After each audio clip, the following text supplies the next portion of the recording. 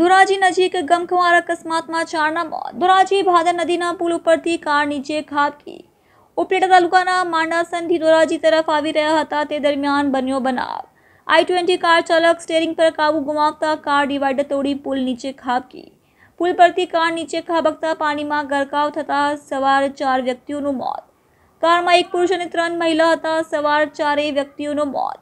તરવૈયાઓની મદદથી લાશોને બહાર કાઢી પોસ્ટમોર્ટમ અર્થે ધોરાજી સરકારી अस्पतालમાં ખસેડવામાં આવી।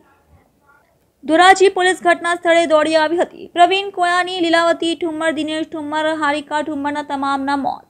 મૃતક તમામ ધોરાજીના હોવાથી માહિતી। માંડોસન ગામેથી સૌમ્યગ્યમાંથી ધોરાજી પરત ફરી રહ્યા હતા ત્યારે બની ઘટના।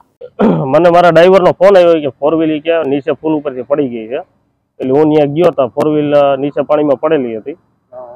એટલે અમે 4-5 જણા જઈને કાચ બાચ તોડીને બધાને બહાને કાઢ્યા। 3 લેડીઝ હતી, 1 જેન્ટ્સ હતા। કઈ જગ્યાએ બનાવ બન્યો? આપણે ભાદર 2 ડેમની બાજુમાં હાઈવે પુલમાં।